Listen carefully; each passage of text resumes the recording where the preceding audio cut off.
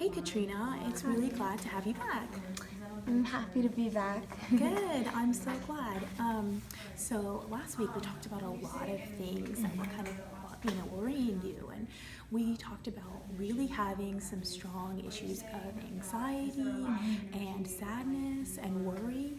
And you also mentioned that you weren't sure why those things were happening because you had safety concerns in a fairly safe neighborhood. Yeah. But we also talked about how it was impairing your sleep and your social functions, and also kind of really focusing on your family members and kind of, especially your mother was causing problems, and so that was the reason we were in treatment. Yeah, exactly. Okay, so I took a few notes. I don't know if you remember, and I may be kind of referring back just to for my own clarification, and maybe needing to add something. Is it okay if I do that while we're talking? Yeah, that's fine. Okay. So I gave you a little bit of homework last week, just kind of told you to think about, maybe just a few things. I think we said about 5 things. And, if you even got a couple, that's great, of ways that you used to cope with these things in the past that made you not think about your worries or your anxiety and leaving your kittens alone. Did you think of anything? Did you come up with anything? I thought of a few things. Okay, Let's great. see. I thought about how I usually have just again, I've told you this, but just an out and be able to talk to my mom and just a trusted person. That's definitely one thing that I just because knowing that someone else is there, that's really good for me. So I like that. What I used to do before I got really stressed out was that maybe I would just step outside for a couple minutes. Kind of just take a deep breath, I guess, to just relax. I don't really do that so much anymore. But that's another thing I did. So that was 2 that I thought of. Another thing would just be to try to distract myself. So that's anything from just cleaning the house. Right. I would start doing laundry or just anything that could take my mind off of it.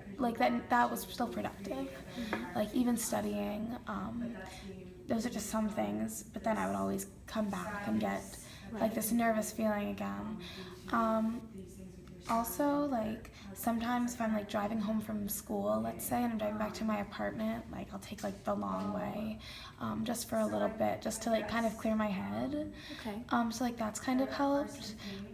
But then I don't spend too much time out because I feel I just need to get back there to my apartment because I get really nervous, and I'm nervous that something's happening when I'm not there, or that what's going on really.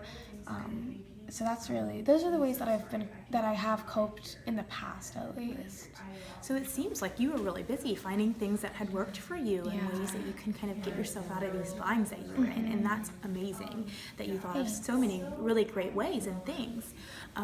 But what you did mention was that they were only momentary and they didn't work for the long run. So part of what we're going to be trying to do is seeing why those didn't work and what we can do for the long term and how that can help you work. But I'm glad to see that you are thinking about those things.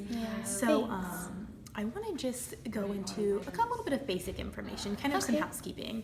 So Katrina, tell me about how old you are. So about 21, you're in college, right? And you identify as white female, is that correct? Okay.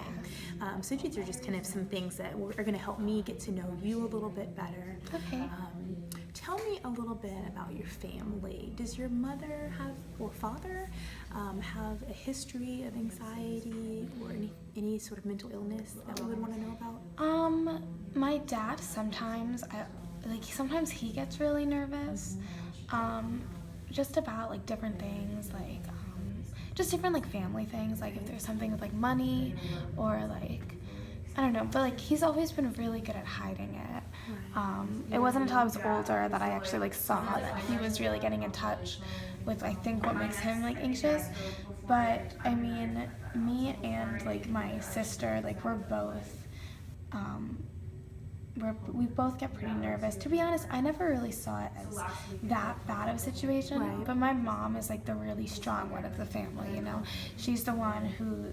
That's why I think she's getting most tired of it, is because she can't really sympathize as much. I'm not really sure.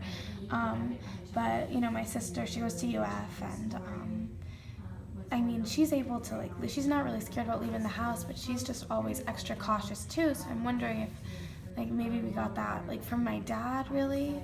But at the same time, like, I'm not sure if like, he's ever been, been, like, told that he has anxiety or anything. But it's always been, like, I don't know, it's hard because I feel like my mom doesn't really understand where, like, me and my sister are coming from, but, like, especially me. Yeah. So it sounds like, from what I'm hearing you say, is that sometimes, even though your dad was really good at hiding a lot of his anxiety, it still shaped the way that you form some of your influences on how you look at nervousness and anxiety. Maybe seeing him handle stress kind of influenced you, and it's been frustrating for your other family members, your mom specifically, but also for yourself on having to express that to someone who maybe isn't having the same situation. And so maybe some of these formative influences we will talk about on how they're impacting you today. exactly. What are some like situational things that would maybe trigger your anxiety? You said just being at home. Last week we talked about just being at home. Yeah. But tell me what you're doing when you're at home and your anxiety sets in. Well, like, I'll just be at home, just kind of like relax. Like, let's say I'm just like sitting on the couch with like one of my cats or something, or like I just cooked dinner or something. If I see that maybe it's getting like darker outside, like it's starting to be nighttime, I'll start to get like pretty nervous all of a sudden. And I mean, just kind of out of the blue. And then like I have a really, like, I guess, active imagination. I'm always thinking like, what if this happens? What if this happens? And again, I live in a really safe apartment complex. Like, there's a gate code and everything. So I don't really know why I don't feel safe. But I always get really like nervous, or like maybe if I realize how quiet it is and then I hear something outside, even if it's just like a car that drives by, I think like, what if they're coming into my house, you know? That's definitely how I get scared, I feel like. Okay, so the situation is just simply being in your house, and then, it's just nightfall is coming and you start to get anxiety. And then you have some automatic thoughts that you talked about. What if this car is coming to my house? Those are things that are automatically triggered whenever it starts to get dark and you're at home. What other thoughts start to race into your head or just kind of pop up that are just automatic whenever you start to feel nervous in that particular situation? I would say probably like, how am I going to defend myself if someone comes in? Where am I going to hide, you know? Then I'm like, is it obvious that I'm home right now? Like, will people like want to like come in and like steal my things or something? Like, those are just kind of like, I kind of think of like almost an escape plan, but I'm too nervous to leave anyway, and like I don't really know where to go at that point. So it's just stuck. So I just call my mom and I'm like freak out to her, but like that's because that's the only thing like I know how to do at that Help point. calm you down. Exactly. Okay.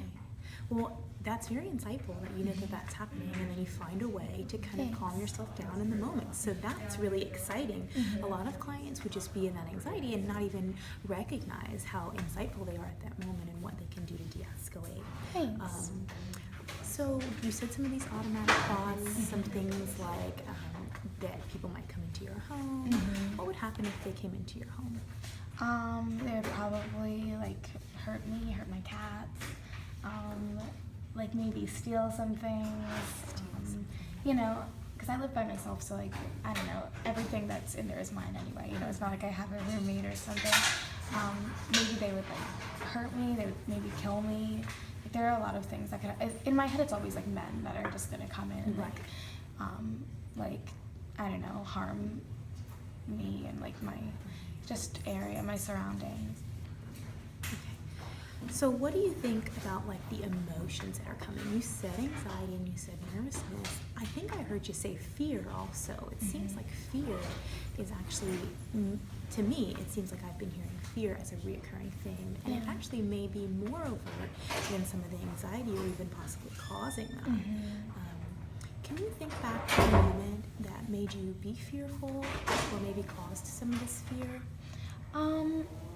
What comes to mind, maybe like, I guess like a few years ago when I was like living on campus, like there were some like kind of scary things happening in like the dorm where I lived, and like I don't know, just there were some like people that would come in and like when if you like left your door unlocked, like they would try to hurt you then, or like they would steal your stuff when you weren't there, kind of. So I guess like ever since then it's been like I've just been really nervous, and I guess when I had roommates it wasn't as bad, but now that I live alone, I'm like I guess like all of those thoughts like just kind of kept escalating, and now they've kind of blown out of proportion. So that gives me a really good baseline of how long this has been going on. And so you said since you lived in the dorms, how many months was that? I lived in there for like probably like 9 months. So it was just like the first like freshman year, and then I guess like sophomore year and junior year I lived in an apartment with like 3 other girls. So that wasn't as like scary to me, I guess. When did you start to see the anxiety levels escalating to where you could no longer control them? It was probably like this year when I did move away, because I wanted at the time I thought I wanted like my independence, you know, and I wanted to be able to live with my pets and everything. So I mean, I just thought it was a good idea. It was like a step in the right direction. And I do like living alone, but I just get so like scared. So maybe like past 10 months, 12 months? Yeah, I'd say like 10 months. Okay, on a scale of 1 to 10, how, what's your level of anxiety? Like usually, are you saying? Like severity, how anxious do you seem to be at nightfall when you're at your highest? I would say at my highest probably like a 9. Yeah, I would say like a 9, an 8 or a 9 usually on most nights. I get very scared. But I've been more scared, so it's not a 10, but I'd say definitely an 8 or a 9. Well, that's good. So I think you've shown a lot of progress and a ton of insight on, you know, where you want to go. And I really, really think that you did a great job on the homework last week. Thank you. And so this next time that we meet, I would like to talk about what a 9 looks like in terms of severity for you, and then maybe where you want to go. Okay. You know, so right now we're at a 9. Maybe your goals are a 7 or a 5, even lower. Okay. We want to look at what a 9 looks like, and then maybe what a 5 would look like, and where you would like to be. Okay. So just for another little bit of homework, I would like you to think about those things. Okay. Next time, maybe come in and say, a 9 looks like these things to me, and realistically a 5 or lower would be this, and how are we going to achieve that kind of together? Yeah. But even though you've shown a lot of insight and you seem extremely brave and really thoughtful about what you're doing, my little concern is that you are seeing everything that you're doing, but we're not really moving in the direction of being able to handle those coping mechanisms in the long term. Because you did mention that there were quick fixes, and we want to get some different ways to go through that. Yeah. Does that sound good? That sounds good. Thanks. Okay. Thank you so much. Bye.